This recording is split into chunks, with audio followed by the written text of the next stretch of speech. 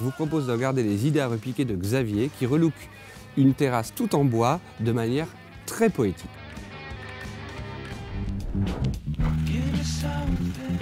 Aujourd'hui, Xavier va donc s'attaquer à une terrasse d'une longueur de 12 à 13 mètres avec une profondeur faible d'environ 2,50 m.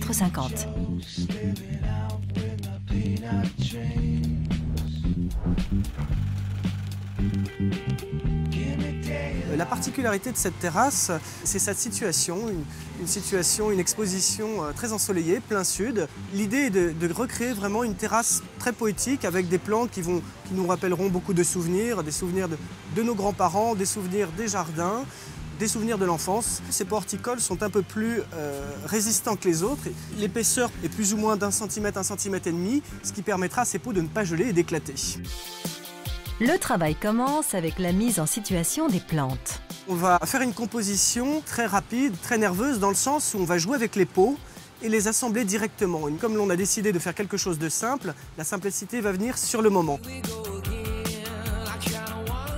Donc on voit différentes plantes dont je voulais vous parler, notamment une plante toute simple, le lierre, qui là est traité d'une façon très intéressante.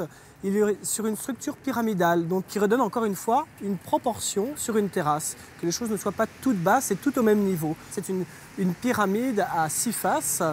Je vais compter 1, 2, 3, 4, 5, 6, c'est bien ça. Et les faces vont effectivement se couvrir, donc la plante va être totalement couverte. Bon, et qu'en est-il de la composition de cette terrasse ? La composition de la terrasse est une composition totalement aléatoire. On a décidé de placer plutôt devant les fenêtres les plantes persistantes. Mais ce qu'il y a de bien avec ce principe de terrasse, où les contenants ont une taille suffisante pour recevoir les plantes, on peut jouer avec les pots et faire un jeu de pots. C'est-à-dire qu'au printemps, on prendra peut-être ou pas celui-là et on décidera de le mettre plus en avant devant la fenêtre. Une idée astucieuse pour les plus créatifs et les amateurs de réalisation éphémère.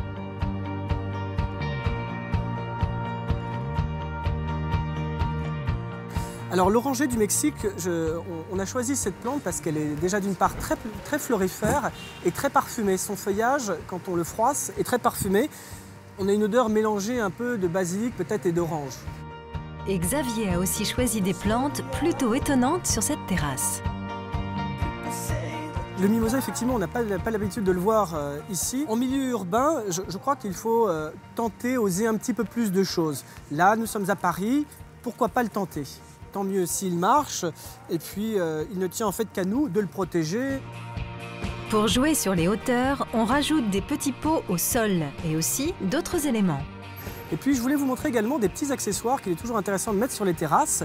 C'est par exemple ces petites structures qui sont très décoratives et en fait sur lesquelles au printemps, on va pouvoir planter soit un petit pied de capucine ou pourquoi pas un pois de senteur qui va s'entortiller et tout de suite on a une présence, on retrouve de la poésie avec des fleurs qui vont venir tout simplement s'entortiller sur ces petites tiges de métal.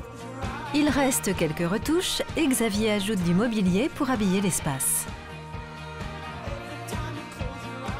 Donc là nous sommes devant une plante, tout simplement le buddleia qui est plus communément connu sous le nom d'arbre à papillons. Les papillons viennent se poser dessus parce qu'elle est attractive par la couleur de ses fleurs, également par le parfum qu'elle dégage.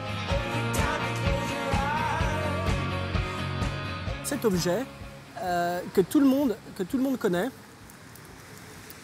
voilà. Moi, ce que j'appelle l'accroche-tout, en fait, la petite balconnière pour les balustrades. Mais ce qu'il y a d'intéressant, c'est que par exemple au printemps ou en été, on mettra d'autres fleurs annuelles. Donc à chaque balcon, chaque garde-corps et à chaque saison, son thème de floraison. Et voilà, il ne tient qu'à vous de choisir le vôtre. Ce sont des choses simples, une terrasse. C'est finalement bien regarder quelle est un peu l'ambiance de votre terrasse, l'ambiance de votre maison. Et aller dans cet esprit-là, dans l'âme du lieu. Choisissez des plantes qui vont fleurir et surtout qui vont vous faire plaisir. Faites-vous plaisir avec le jardin, osez. On a vu tout à l'heure le mimosa et des plantes que vous ne connaissez pas. Si vous aussi vous voulez, comme Xavier, réaménager votre espace avec des airs de poésie, choisissez des pots horticoles légers pour faire une composition simple et rapide. Osez des plantes comme le mimosa ou l'olivier pour apporter une touche originale à votre terrasse. et multipliez les structures décoratives ou accroche-pots pour donner une proportion à votre espace.